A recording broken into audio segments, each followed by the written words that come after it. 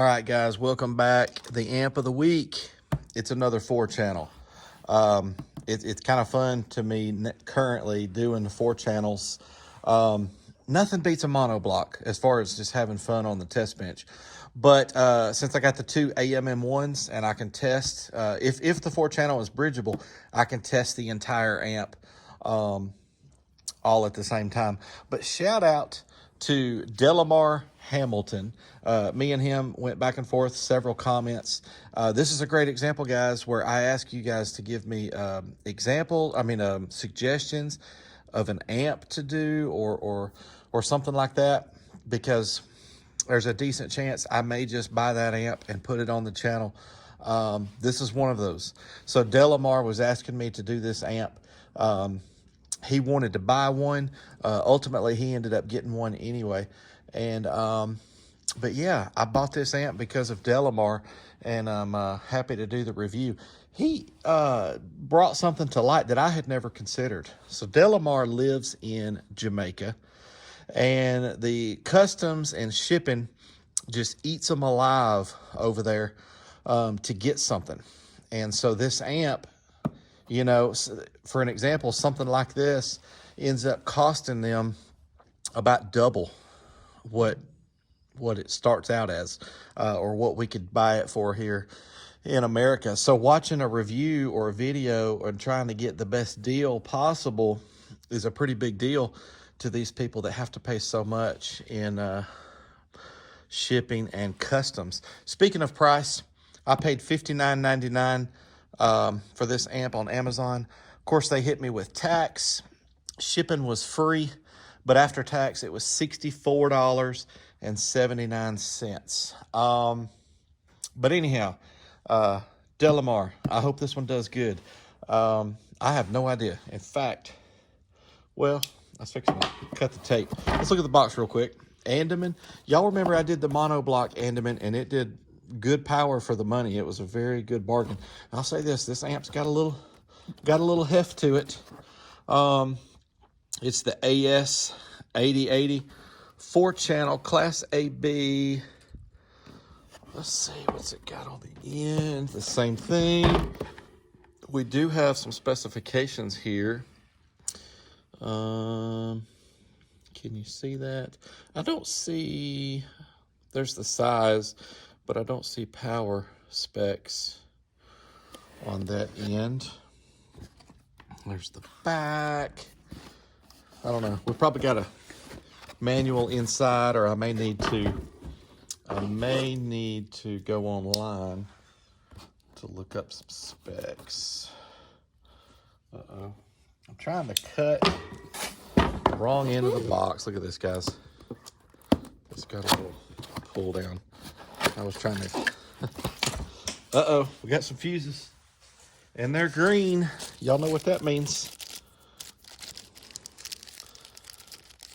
Couple of spare 30 amp fuses. And some mounting screws. I've got 3. There's a little hole in the bag, though.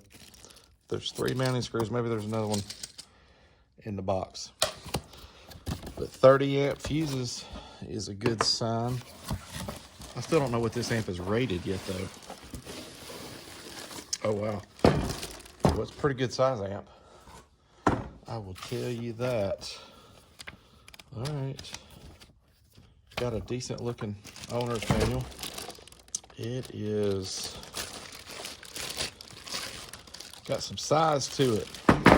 I will tell you this, we will be taking the back plate off of this amp, unless it's really hard to get into. So stay tuned to the very end of the video. We're gonna see what the guts on this thing looks like. All right, so right here on the back, while we're looking at Andeman model AS-8080, voltage 12 volts, 4-channel. It's even got an email on there. Look at that. Andeman at andeman.com, made in China. I see some guts peeking through. All right, let's check it out. So on this end, guys, I have not done any research on this amp. I'm seeing all this right here for the first time on camera. So we got rear channels over here, front channels. So they give us a high pass, a low pass, and a gain, and you can switch here between 0, 6, and 12 dB. So I'm assuming that's interesting. Because we don't have a bass boost, but I'm assuming that we're just boosting these frequencies.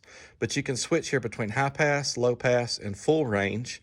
It's currently on full. We'll probably leave it on full.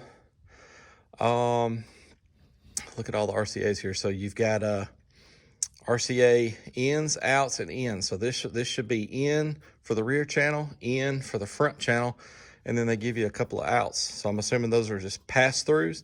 If you wanted to go to another amp, that's always nice. Then on the front, you just have gain and high pass, which makes sense because on your front two channels, that's where you might run, you know, some door speakers, probably going to be highs or mids for the front, and then the rear is where you have some extra options here to get down to some lower frequencies. That high pass starts at 120. All right, let's check out the other end. This is a pretty big amp. There's them two 30 amp fuses. All right, so right here, power and ground are remote, two 30 amp fuses, front, rear, and it is bridgeable. Check that out. So that's what we'll be doing. We'll be bridging front and rear and testing them at the same time. So 30 amps of fusing tells us that we could see, it's possible to see around 600 watts total out of this amp. Y'all know a lot of times we don't see times 10. So even if we don't see 600 watts, that don't mean this is a fail, because we don't very often see times 10 out of any amp, but occasionally we do. All right, there's the front. I can't remember if I showed the front or not, but guys, this is a big amp. Let's see what the manual says. Probably should have researched some of this off camera to keep the video short or shorter. Well, just a quick flip through the manual. I did not see the specs. I'll search that up, and when I turn the camera back on, we'll talk about whether I saw any specs for this or not. But let's get this thing wired up and see how she does. All right, guys, a couple of things here I didn't mention. Over here on the power remote ground, they give us just the regular size terminals. So what I've got here is some Sky High 10 gauge OFC, a run of about 1.5 foot. Of course, it's fed by those couple of zeros. I think we're going to get plenty of current through these. But if this thing really puts out 500 or 600 watts, I'm surprised they didn't give us the larger terminals where you could put a nice 8 gauge on there. And I'm not saying you can't stuff an 8 gauge in there somehow, some way. But for the normal connectors and normal size wire, you know, it looks like most people would probably be hooking this up with a 10 gauge like I am. So, all right. Also, I found the specs on Amazon and on Andeman's website. They've got a decent website. It looks like they're sold out of everything, unfortunately. But I'll insert a photo right after this clip so you guys can pause it if you want to and study, you know, the ratings. But basically the ratings are this: 85 watts by 4 at 4 ohms, 145 by 4 at 2 ohms, and 220 by 2 at 4 ohms bridged. So notice there that they are saying that when you bridge it, you are going to get a little less power out of those 2 channels as you would if all 4 channels were hooked up. And that is the case a lot of times with different amplifiers. So they didn't do that for us on that 85 by 4 at 4 ohms. They didn't tell us what it would do bridged at 8 ohms is what that would be. So 340 is what that's rated. We can assume that it's probably going to be a little bit less than that. Because if it's less at 4 ohms bridged, it's probably going to be less at 8 ohms bridged. But I'll insert that clip or that still shot of the ratings, but I want to turn this thing on camera for the first time, just in case it don't. Here we go, 3, 2, 1. Oh, that was interesting. See how the green light came on and then the red flashed for just a split second. That's probably just some sort of self-check. Anyhow, all right, let's get on with it.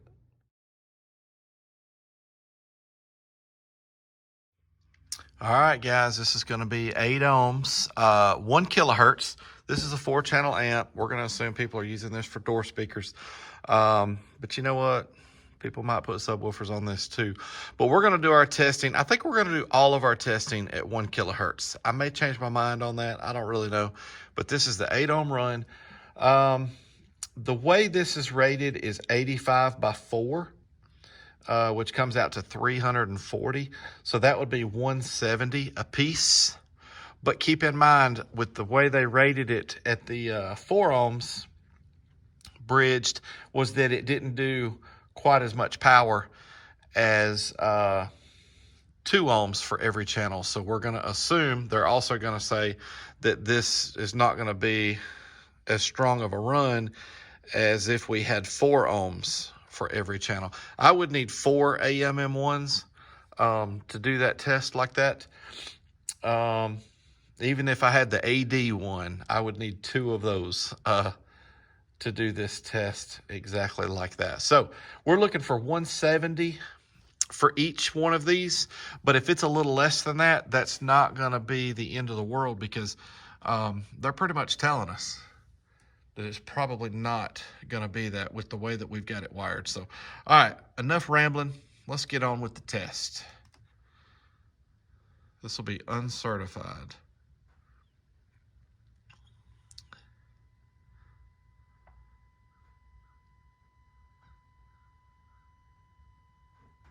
Whoa, exactly 148 a piece. The voltage only dropped to 14.7. The current draw was 45.9. So 148, that is a little less than 170, but that's probably, if they would have gave us a rating for this run, that probably would have beat the rating. And the reason I say that is because at the 4 ohms bridged, they rated it 440 by 2, as opposed to 580 by 4. So 140 watts difference with the other run. So, you know, I'm assuming they might have rated this one to be like 140 a piece, somewhere in that neighborhood, 130, 140 a piece, and it did 148. So I'm going to give it a pass. Let me change tracks and let's see what it does dynamically here. All right, 1 kilohertz burst at 8 ohms bridged. Let's see what it's going to do.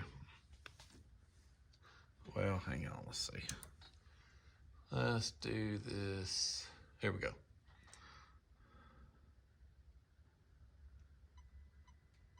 Oh, wow.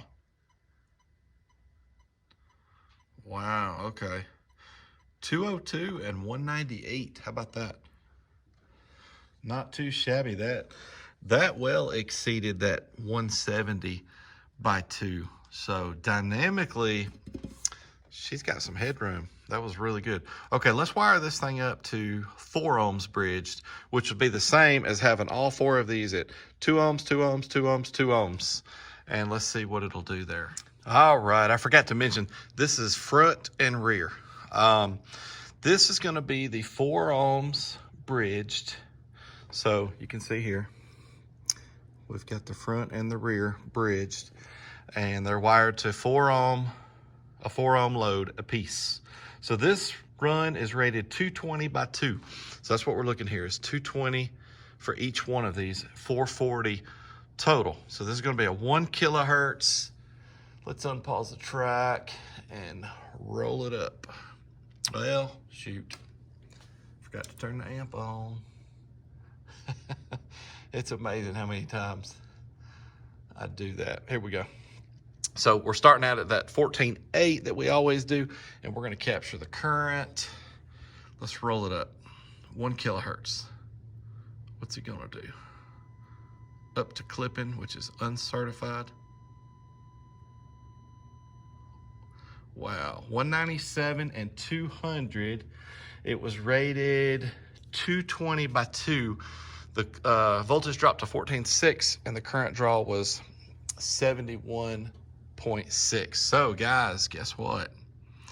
That did not meet the ratings. But, you know, I say that.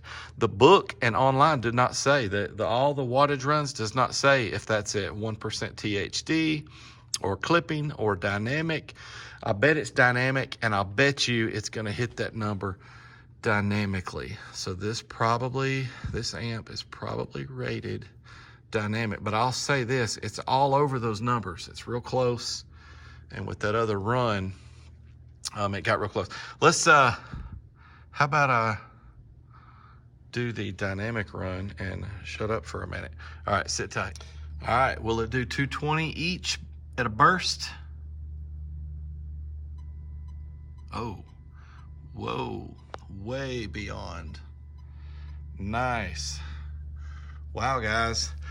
I'm gonna be honest with you. That's over 600 watts. We see now why there's two 30 amp fuses in there. Golly. I do wish they would have rated this thing differently, I'm gonna be honest with you, but it still does put out pretty good power. You think about an amp that's gonna give you a real 100 watts per channel and well beyond that dynamically. Yeah, you know, you can push some highs and mids really well with a 100 by 4. You really can. An 80 by 4 will do a good job on those types of speakers. They just don't require the power that subwoofers do to get loud. So there's no doubt you can have some door speakers or some 6x9s or something like that screaming pretty good with this amp. All right. Hey, how about we take a peek at the gut shot? Let's do that. Let's look at the guts. All right, guys, it's the gut shot. Here we go. Keep in mind, Class AB. This is not a Class D. There she is. So that's not too shabby for a Class AB 4-channel. I'm going to be honest with you. Keep in mind, ABs, they rarely ever have the size of internals, like the size of the transformers and capacitors. Sometimes they're super skimpy. I'm talking about the whole board looking like this. So anyhow, you guys that know a lot more than I do about what's going on here, feel free to pause and zoom in and all that stuff that you guys like to do. All right, so how am I gonna write this one down? I'll be honest with you guys. I think I'm gonna write down that those dynamic numbers on this one. So what did it do?